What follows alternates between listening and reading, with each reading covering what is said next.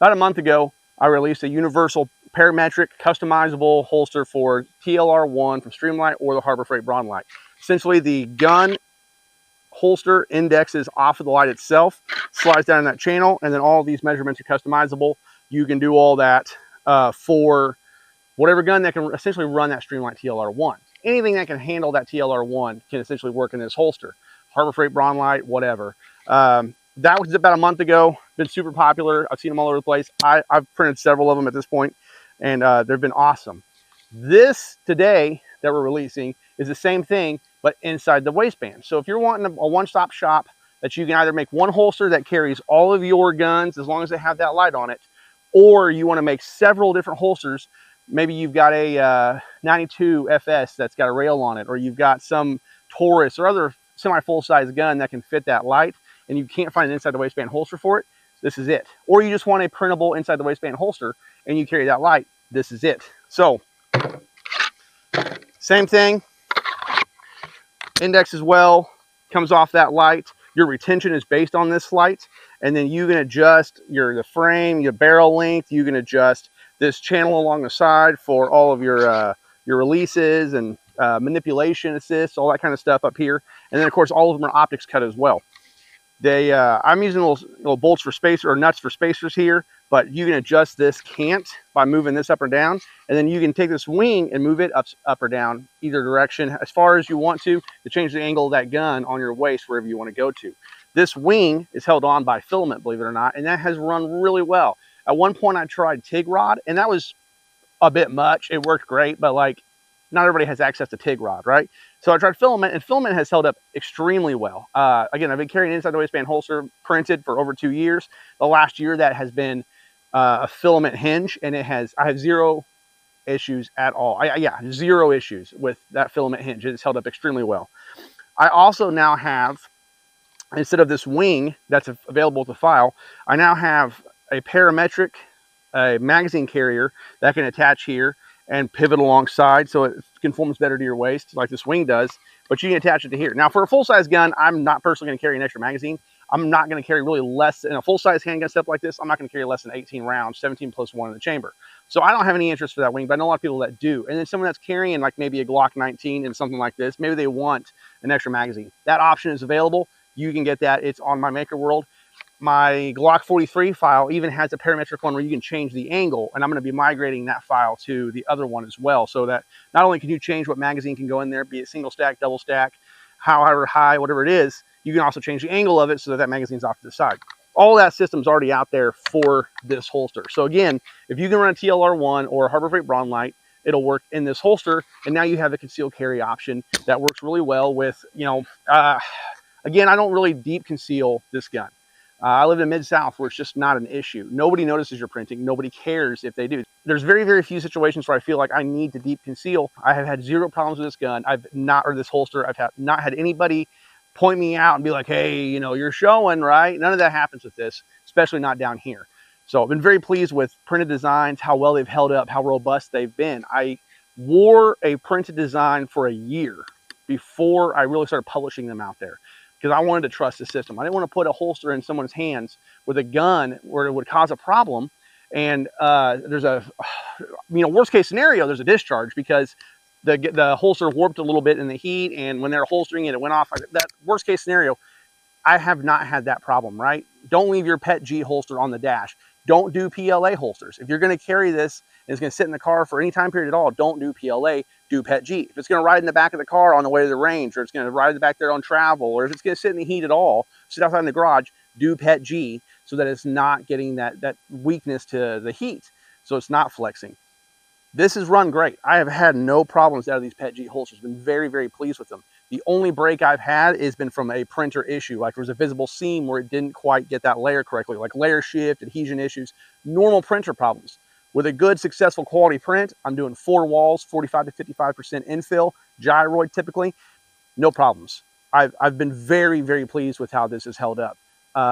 That's all of my holsters now. I don't have Kydex inside the waistband holsters. I don't have leather. I don't have any of those. I design and print my own, and I carry them, and I carry them wherever I go very successfully. Been very pleased with how this has held up, or I would not be publishing them to the general public. I don't want that to become an issue. You know, that's why I don't make holsters for the P320.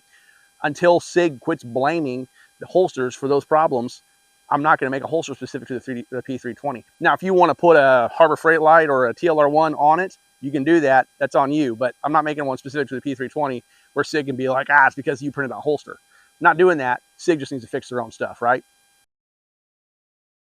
This is my Walther PDP. This is a monster of a gun. It's a 4.5-inch barrel with a 1.25 inch, with a compensator on it. Huge gun. I don't normally carry this under a shirt. That's usually like under a suit jacket or a coat or something. So this is a bit bulkier than what I normally carry, but we're going to open the ball with this guy and go from there. 4 shots, 1 to the head, 3 to the box. Goal's under 2.5 seconds.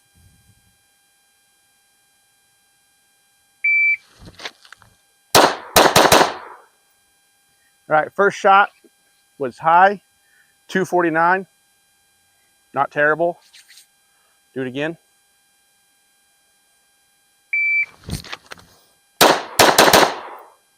That's a 241. I'm really happy with that. Yeah, that's great. 241, 1 to the circle, 3 to the body. Perfect. Perfect. Do it again.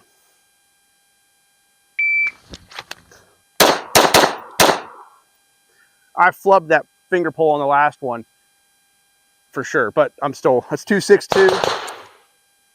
Got enough for 2 more. Let's do 2 more.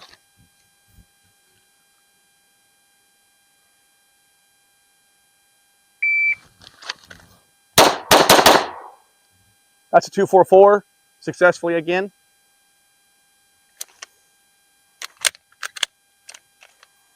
Do it again.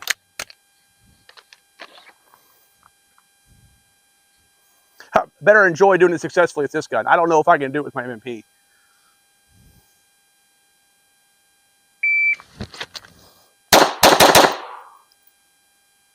That's 233.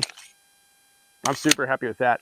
The height over bore on this one's a little bit different. I've got this one ranged out for 25 yards, so I really have to consciously think. I have to really be on cue for my dot needs to be above the blue circle or I'm going to miss it completely.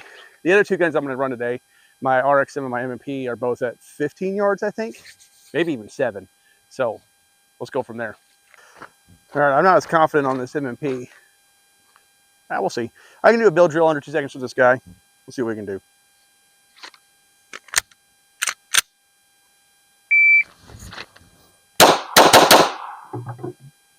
Strictly worse. That was 241, and I technically broke the paper on everything, but I did not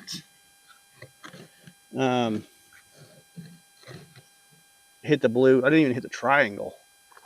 Last week, somebody put me onto it. Thin Blue Line Tactical, I think, was like, you should try it.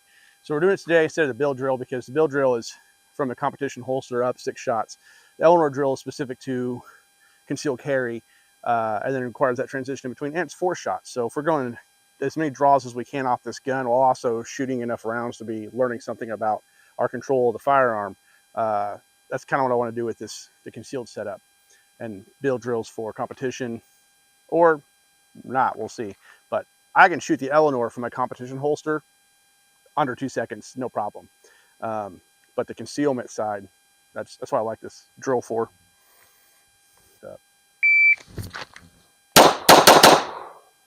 That was close. 222.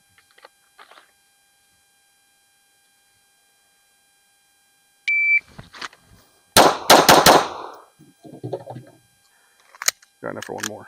Let's try and get this. I almost had it that last one.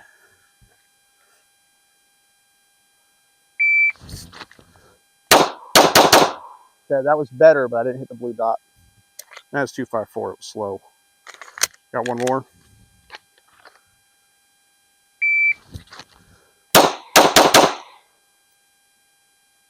That might have been it. 234. Nope. Missed it. Let's try it 1 more time. So close, and I still suck at it.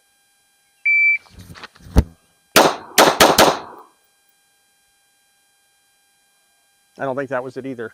Was it? Got 254. Doesn't matter if that was it or not. I was slow.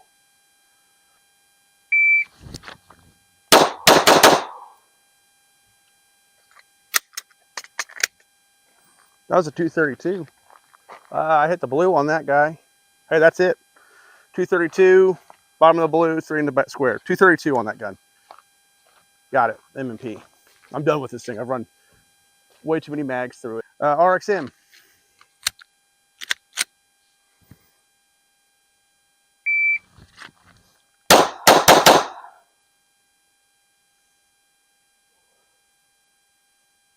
I apparently shoot this gun really well. It indexes very well compared to my PDP. In fact, I thought my M&P would be the one I indexed the best, and that's not the case. It tends to be the RXM when I'm not shooting my PDP. That was close. Let's do that again. I can hit sub 2.5. Yeah, that was casual. 243.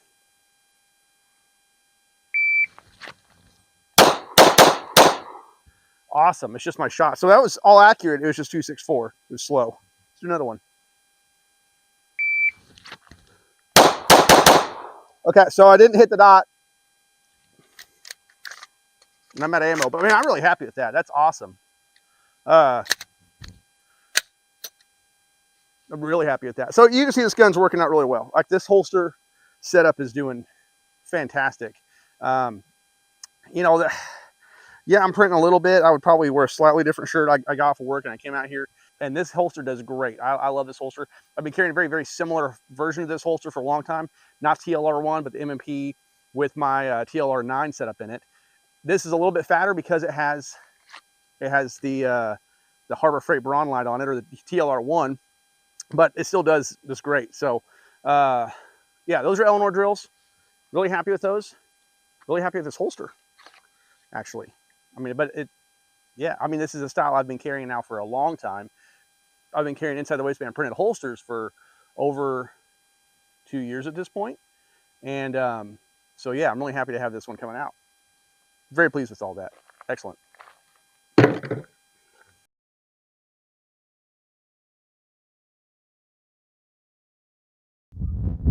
All right, let's measure this gun. So I'm going to use my tape measure just to prove that it can be done, but I would probably use a set of, you can use cheap Harbor Freight calibers if you want to, but we're going to do it with this to measure for this gun. So first number is going to be frame height. Measure from the bottom of your rail up to the top, and it's it's like 1.5 inches.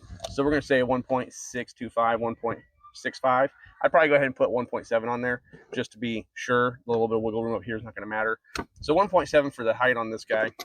The next thing that matters is holster length. So holster length isn't the overall length of the holster. Holster length just covers the trigger well back to the top. So if you get this number too long, your holster's going to stick out the top of it. If you get too short, it's not going to cover the trigger well. So this measurement is from the back of the light to the back of your trigger well, which in this case is, I'm going to say 2 1/4. Okay, so 2.25. That's how that measure's done. On sight height, in this case, it's like 1/4 inch. You know, I'm not too worried about it. So, you know, you could do 0.4 on that one. Just give yourself, again, a little bit of room. But that doesn't matter too much. You just leave it standard. I think the default on that is 0.4, so that's probably fine. Nut width doesn't really matter too much if you're just using standard hardware. If you're going to use metric, then you would want to change that to whatever your metric hardware is going to be. So that's for you to figure out. But 8.75 millimeter is equal to 8/32. So that's why I use that. I got the number memorized. I'm never going to change. Side catch length is another one you're going to pay attention to. It's the length of this channel right here. So if you look at these two guns here, it's actually farther out on the M&P than it is the PDP. To measure this, we're going to measure 1 inch back from the back of the trigger well. So there's 1 inch, and we're going to measure up to the front of this. So 1 inch back from the trigger well to the front of this, and that's about 2 inches. So M&P is about 2.5. So I've got 2.5 on mine to cover all of my bases on this holster. The other thing is slide catch width. So that's just channel the width of it. It's measured from the center here out. It does not move up and down really. So if you look, it's about 1 5/8 inches above the bottom of the light. So if you're going to look at your Harbor Freight light, your TLR-1 on the bottom of the gun, and look up, it's going to be about 1 5/8 inches up here, and that's going to be your center line.